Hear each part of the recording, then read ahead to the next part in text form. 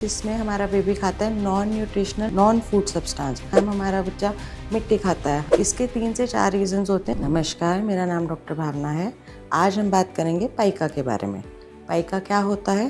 पाइका होता है जिसमें हमारा बेबी खाता है non nutritional non food substance.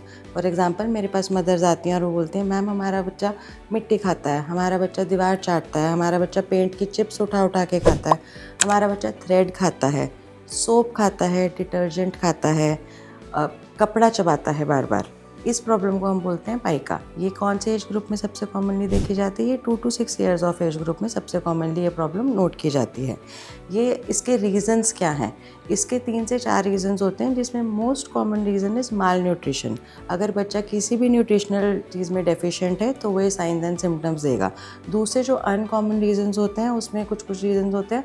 Parents, बच्चा अगर निगलेक्टेड है पेरेंट्स की तरफ से, या उसको कोई डेवलपमेंटल या बिहेवियरल प्रॉब्लम है, तो इसके अदर कॉजेज़ ये होते हैं पाइका के, जिसमें बच्चा न्यूट्रिशनली डेफिशिएंट हो या निगलेक्ट हुआ हो, या उसको अच्छे से उसको कुछ डेवलपमेंटल या बिहेवियरल डिसऑर्डर्स हो। ये इनके वो हो गए।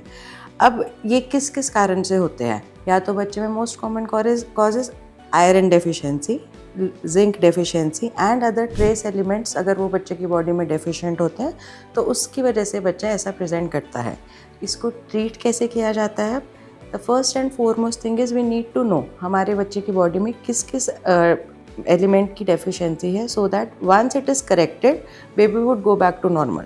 फॉर एग्जाम्पल, अगर हम बच्चा मिट्टी खाता है तो उसका मोस्ट कॉमन कॉज होता है कि उसमें आयरन की डेफिशिएंसी है। जब हम उसके आयरन लेवल टेस्ट करते हैं और वो कम आते हैं, and once we start on treatment baby usually improves in within 3 to 6 months of age, और वो जो पाइका के सिम्टम्स हैं वो उनमें ख़त्म हो जाते हैं।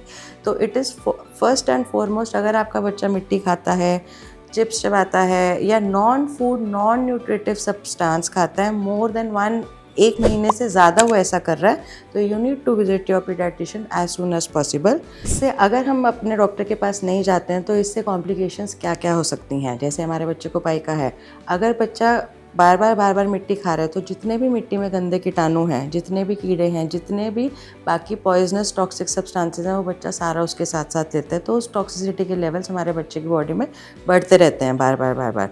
तो उसको ट्रीट करना is utmost importance until the toxicity level rises in the baby's blood. So जब बच्चा ऐसी चीज़ें खाता है तो सबसे पहले उसको हम डीवॉर्म करते हैं, कीड़े मारने की दवाई देते हैं। फिर जो ट्रेस एलिमेंट उनकी बॉडी में जिस चीज़ की कमी होती है उसको हम फुलफ़िल करते हैं। अगर ये बच्चा 1, 1.5, 2 महीने से ज़्यादा मिट्टी, चिप्स और हेयर या बाकी चीज़ें खाता रहता है तो उससे क्या क्या कॉम्प्लिकेशंस हो सकती है? हमारे बच्चे में इंटेस्टाइनल ब्लॉकेज हो सकती है, हमारे बच्चे की पॉटी से खून आ सकता है जिसको हम डिसेंट्री बोलते हैं, डायरिया हो सकता है, लेड जो पॉइजनस सब्सटेंसेस हैं और जो टॉक्सिक एजेंट्स हैं वो बच्चे के खून में बढ़ सकते हैं, जिससे बच्चे को और सीवियर कॉम्प्लिकेशंस हो सकती हैं। तो if your baby is having problem of pica, you need to visit your nearest paediatrician as soon as possible. Doctor की अपॉइंटमेंट के लिए दिए गए नंबर 9810455953 पर आज ही संपर्क करें।